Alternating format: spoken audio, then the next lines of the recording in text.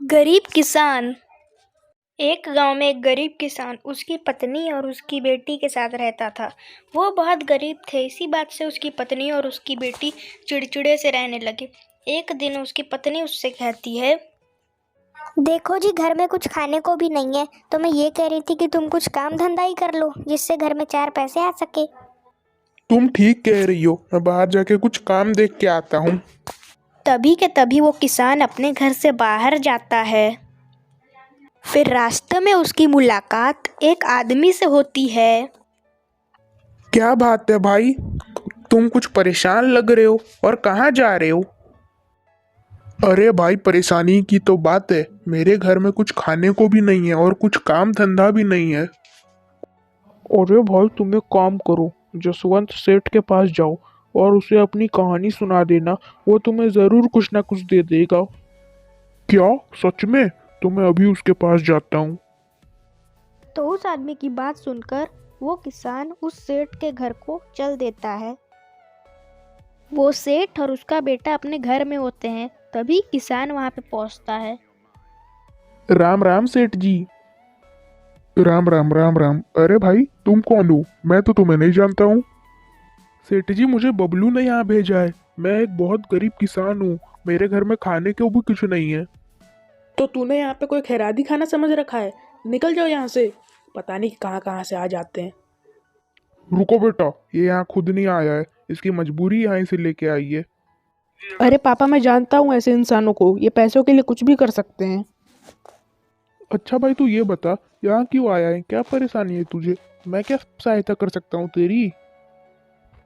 सेठ जी, अगर आप मेहरबानी करके मुझे एक नौकरी दे देंगे तो मेरे परिवार का पेट पल जाएगा। सेठ जी, सेठ जी प्लीज़, मुझे, मैं आपके पास बहुत उम्मीदों के साथ आया हूँ। सेठ जी प्लीज़, मुझे कोई नौकरी दे दीजिए। सेठ जी प्लीज़। पापा, आप इसकी बकवास सुन रहे हैं? भगाइए इसे यहाँ से। देखो भाई, तेरे जैसे इंसानों के मैं बहुत अच्छे तरीके से जानता हूँ। तुम लोग पैसों के लिए कुछ भी कर सकते हो, इसलिए मैं तुम्हें कोई नौकरी नहीं देने वाला हूँ। चलो जाओ यहाँ से। नहीं नहीं सेठ जी, प्लीज़ मेरा यकीन कीजिए। सेठ जी, मैं तुम्हारे पास बहुत उम्मीदों के साथ आया था। मेरे घर में खाने के लिए एक दाना भी नहीं है। मेरी बीवी और बच्चों ने 3 दिन से कुछ नहीं खाया है। प्लीज़ मेरा भरोसा कीजिए सेठ जी, मुझे ये नौकरी दे दीजिए सेठ जी। तभी सेठ का बेटा किसान को आंखें दिखाकर वहां से भगा देता है। बेबस किसान वहां से चला जाता है। पापा, मैं इन जैसे लोगों को बहुत अच्छी तरीके से जानता हूँ। ये लोग पैसे के लिए कुछ भी कर सकते हैं। तुमने बहुत अच्छा किया बेटा। ऐसे फटीचर लोगों के साथ ऐसा ही होना चाहिए, कहीं भी मुंह उठा के चल देते हैं।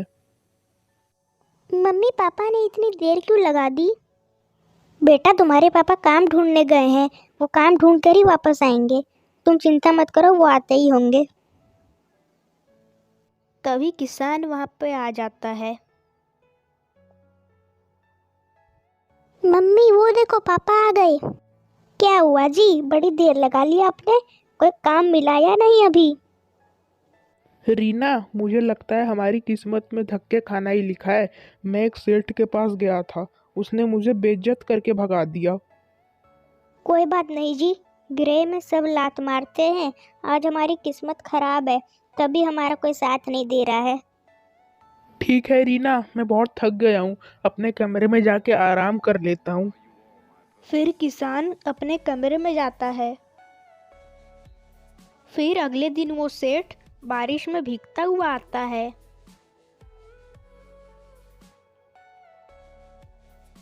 अरे, यह तो वही सेठ है जिसके घर पे मैं नौकरी मांगने गया था। लगता है ये बारिश से परेशान है। अरे सेठ जी, बारिश में मत भीगिए, अब बीमार हो जाओगे। मेरे घर में आ जाइए, बारिश रुकेगी तो चले जाना। अरे ये तो वही किसान है जिसे मैंने अपने घर से धक्के मार के बाहर निकाला था, लेकिन ये फिर भी मुझे क्यों बुला रहा है?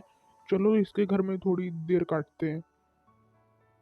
फिर सेठ किसान के घर में चला जाता है। किसान सेठ को आदर्शी अपने घर में ले जाता है। सेठ जी, ये मेरा घर है, यहाँ पे आपको किसी भी तरह की परेशानी नहीं होगी। अरे रीना, देखो कौन आया है, जल्दी आओ। तभी किसान की बेटी और पत्नी वहां पे आ जाते हैं। क्या हुआ पापा? और ये अंकल जी कौन है तुम्हारे साथ? अरे बेटा, ये वही सेठ है जिनके घर पे मैं नौकरी मांगने गया था, बेचारे बारिश में भीग रहे थे।